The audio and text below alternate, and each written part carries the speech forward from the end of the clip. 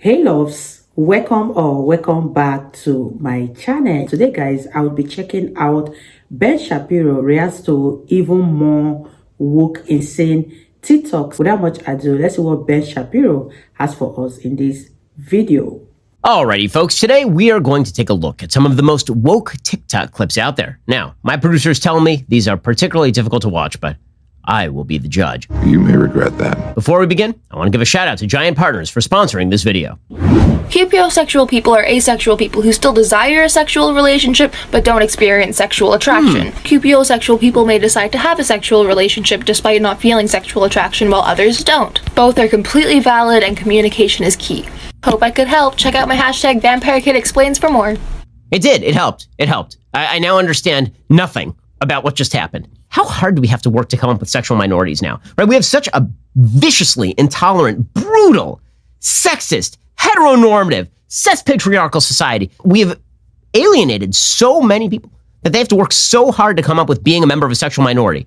That usage, like a person who didn't want to have sex, but who sometimes has sex. How do you exactly, do you like identify into it? And sometimes you're into the sex, you're no longer cupiosexual, but this is the thing. It's all fluid, right? You can be whatever you want at any time. And no one has to verify any of this. You just declare yourself a sexual minority. I declare. So it's fun to watch how we have created basically two categories in American society, the victimized and the victimizers. And when you create those two categories, everybody wants to be in the victimized category because you don't want to be a victimizer. So now you're like a cupiosexual or a demisexual was the other one that was recently in the news because of Andrew Cuomo's daughter declaring herself a woman who only wants to have sex with people to whom she's emotionally attracted, which used to just be called a woman. But it's all good times. We have terms for everything now. Terms up the wazoo. Governor Abbott has just lifted the mandatory mask mandate in the entire state of Texas. Now businesses are back at 100% capacity. So when there's a giant spike in our country, you're gonna know exactly who to blame. You can say don't mess with Texas all you want. You know who can mess with Texas? The wrath of God. Viruses don't care about your weird state pride. Get over it. Did the spike happen? Nope. It did not. Also, I have a feeling this may be one of the only times this person uses God unironically. It's funny how the left will always talk about the wrath of God when all they really mean is this sort of pagan concept in which nature punishes you for not being left-wing enough. This is healthy behavior. Oh my God, other people aren't going to be mandated to wear masks post the possibility of vaccination, and you can get a vaccine anytime you want. Everybody can get one, and I can't boss people around. God will avenge himself on Texas. The most religious people are the pagan atheists. Hi, I'm Jax, and I just came up with new neopronouns that combine he, him, she, her, and they, them, okay? So hear me out. They, them, theirs, okay? They, them, their, whatever you want to consider it, right? Let's take the first one, the, okay? This combines she, he, and they, right? They, the. That's what they said, you know? That's what they said. I don't know what you're talking about.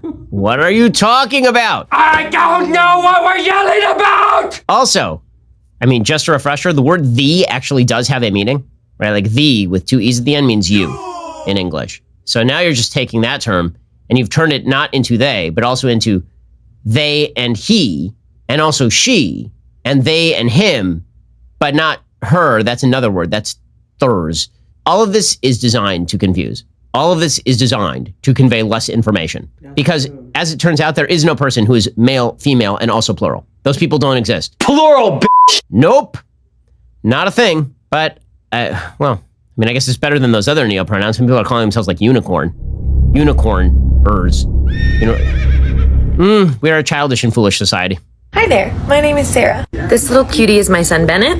As you can see, my son is a white male, so here are some books that I bought to help prevent him from growing up to be awful. Starting out strong, we have C is for consent.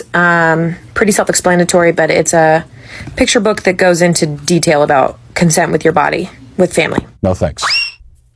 Because I'm raising a feminist, we've got A is for awesome, 23 inspirational women. Finally, we have Except When They Don't, a book about boys and girls liking whatever they want, regardless of their gender. Oh, sorry, I'm looking up the number for Child Protective Services. This is a person who has a very clear set of values that she wishes to impart to her child.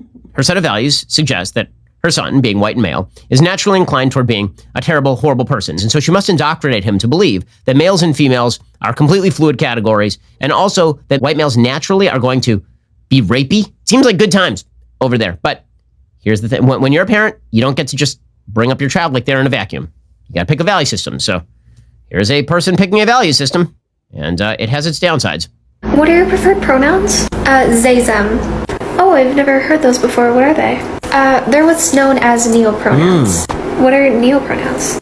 They're basically your own custom pronouns. When no other pronouns seem to fit, you come up with your own pronouns. Anything can really be a pronoun. It's true, anything. How do I use them?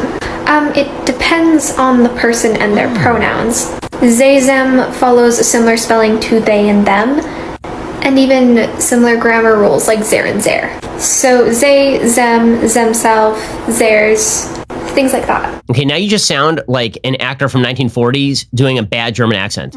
What do they say? Have you talked to them? Would you care for another Schnitzengruben? Neopronouns are just, you're making shit up, is what I'm getting from this. And we're all supposed to just pretend this is normal. Oh my God, we're just supposed to pretend that we're going to go along with this now. Like, okay, I just felt so, marginalized by typical human language that I've created a new set of terms in which I prefer to be referred to as and also those are my new pronouns. So every time I come in the room, I want someone to say, well, instead of like there he goes, to be there goes.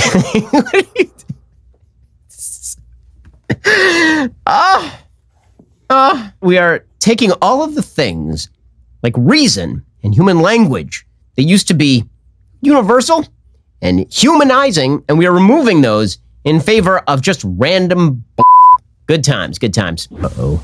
A 1, a 2, a 3, a 4. One announce a good pride. One announce a good pride.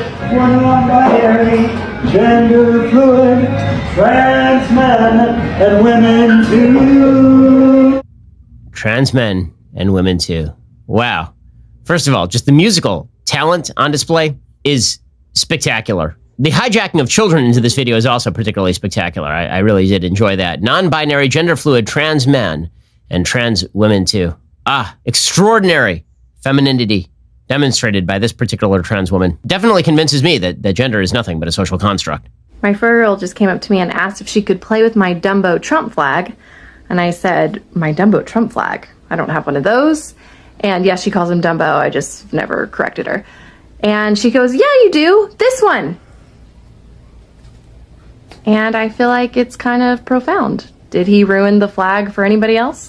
Just me? Maybe you should have exposed her to the American flag before Donald Trump did, and that would have been your solution right there. Maybe the reason that she associates the flag with Trump is because you never taught her what an American flag was.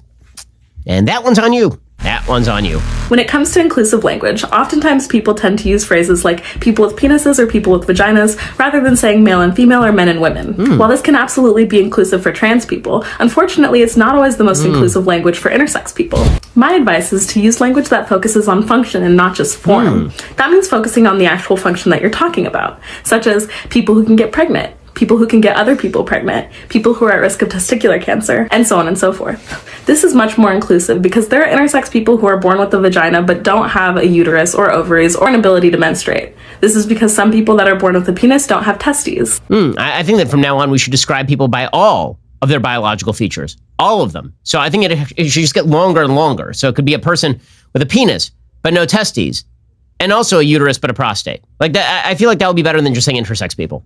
Honestly, I wonder how many intersex people really feel bad if you say that they are an intersex person, because that is a biological status, but isn't what they identify as the only thing that matters? I mean, why are we even trying to use objective metrics like whether they are a person who has a uterus in order to measure who they truly are inside? This lady's too intolerant. This person who I presume to have a uterus but have to make an assumption about. I think this person, gender offender bender, I've got what they call gaydar, is not sensitive enough, frankly. What's the worst thing that's going to happen if you start believing that you're the hottest alive? Here's what I don't like about that statement. Why do you want to say hottest instead of just hot? It's a superlative that implies competition. Is it because you're still basing your self-worth on how you compete with other hot bitches, aka women? Just Stop using superlatives! This is the stupidest thing that I've seen in at least the past 12 seconds. Yes, it turns out that life is filled with competition. It is well known by virtually every social science study that there is competition for mates. That is true in evolutionary biology. And so that competition does exist, and you can either pretend it doesn't exist, or you can recognize that it does exist.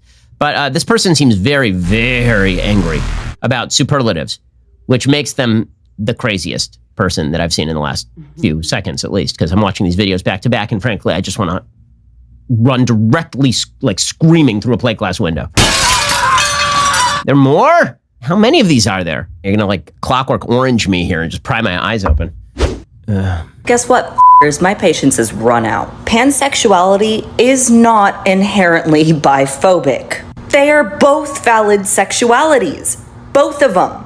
And while yes, I have seen pansexual people use that label for questionable reasons, they pretty quickly get it once you explain things to them. They do. If you took all that energy you spend calling people biphobic and saying they're performing bi-erasure and just educated them, there would be less biphobia.